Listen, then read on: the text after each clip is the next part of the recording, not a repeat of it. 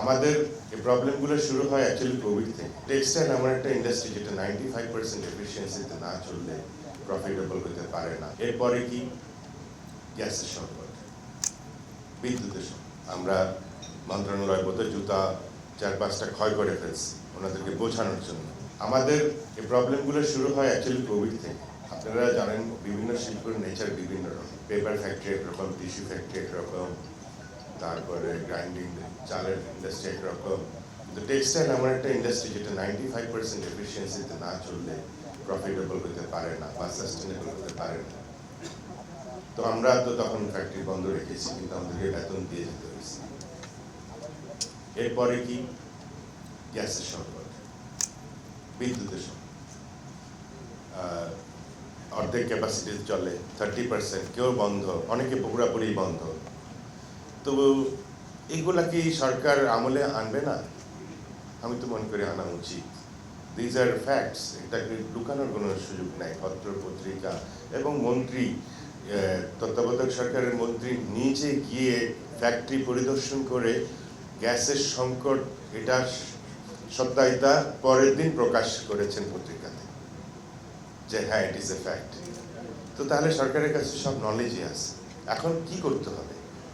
প্রশ্নটা হচ্ছে how do we go forward, how do we address ইট। এই তত্ত্বাবধায়ক সরকারের পিরিয়ডে আমরা এখানে অনেকজনই আছি।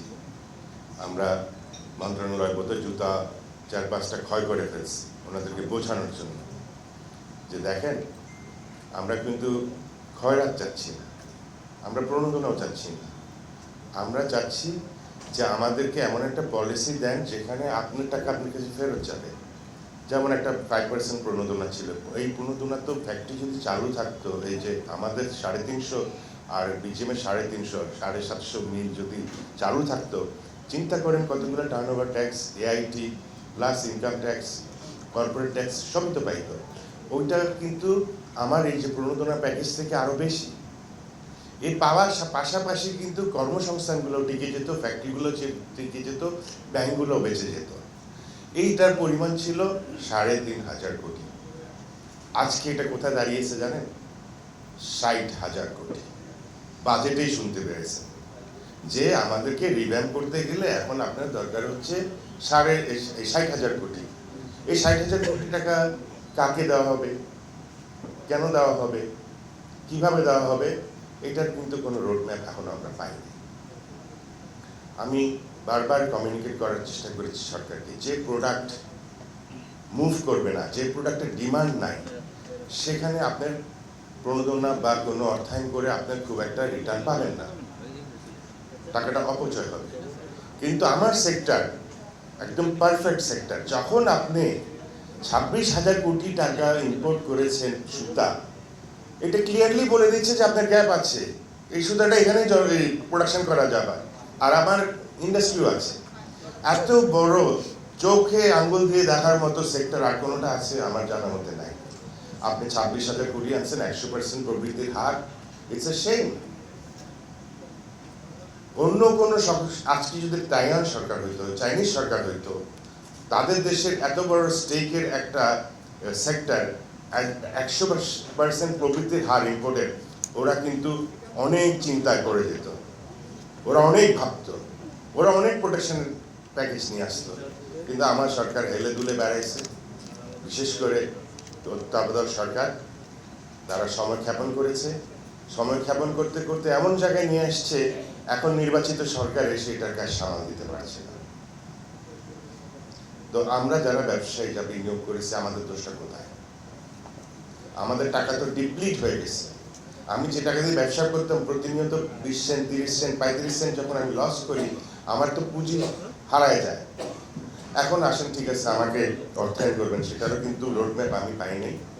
আচ্ছা, যদি করেন, আমি আপনাকে ক্লিয়ারলি বলতে চাই, 20 বছর আগে আপনার সোনালী ব্যাংক একটা কথার কথা আমাকে বিশ্বাস করে একটা স্পিনিং মিল করার জন্য অর্থায়ন করেছে। তখন ডেট ইকুইটি রেশিও ছিল 70-30, মানে 70% ব্যাংক দেবে, 30% যে উদ্যোক্তা সে দেবে। তো 20 বছর আগে আমি তখন কিভাবে ফ্যাক্টরিটা করলাম? প্রথমে জমি কিনলাম, বিল্ডিং করলাম, গ্যাস কানেকশন নিলাম, তারপরে ওই কিছুদিন আমি শিখলাম কেমনে ব্যবসাটা করে, কেমনে জুতোটা বানায় বা কেমনে গার্মেন্টসটা করে। তারপরে গিয়ে একটা পর্যায়ে গিয়ে আমি ব্যাংকের সমস্ত টাকা ফেরতও দিয়ে দিলাম।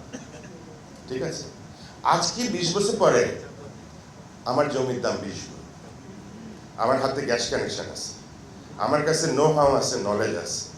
তুমি আমাকে শুধু ওয়ার্কিং ক্যাপিটাল সাপোর্টটা দাও আর নতুন মেশিন কেনার জন্য অর্থায়ন করো, যেটা আগের থেকে অনেক কম রিস্ক।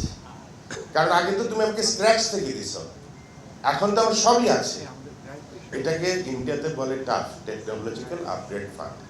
আমার এখন যে মেশিন, যে পাওয়ার কনজাম্পশন, যে যে পরিমাণ আমাকে প্রোডাক্ট দেয়, নতুন মেশিন আমি 3 গুণ পাচ্ছি এবং ইলেকট্রিসিটি বিল 30% কমে যাচ্ছে।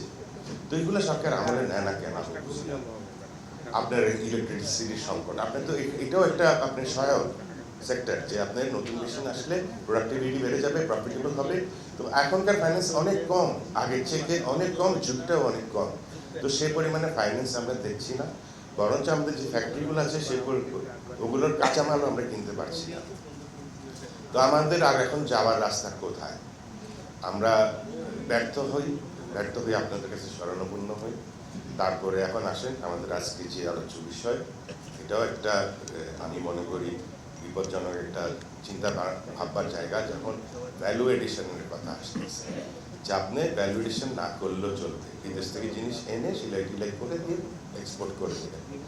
তাইলে প্রশ্ন দাঁড়ায়, এই যে সাইফুর রহমান সাহেব আমাদেরকে 25% ক্যাশ নগদ প্রণোদনা দিচ্ছে এই সেক্টরকে করবার জন্য, ব্যাক টু ব্যাক এলসির জন্য একটা ফেসিলিটি করে দিচ্ছে, যে আপনি এলসিটা আবার ট্রান্সফার করতে পারবেন, কন্ট্রাক্টের উপরে আপনি আবার মাল কিনতে পারবেন, বন্ডেড ওয়্যার হাউস ফ্যাসিলিটি করে দিচ্ছে।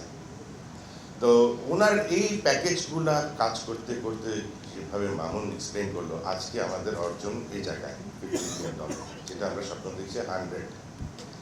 এখন আবার হঠাৎ করে দেখছি আপনার নাকি ভ্যালুয়েশন লাগবে না। তাইলে কি এই বিগত 30 বছর ধরে আমরা রং পলিসি করছি?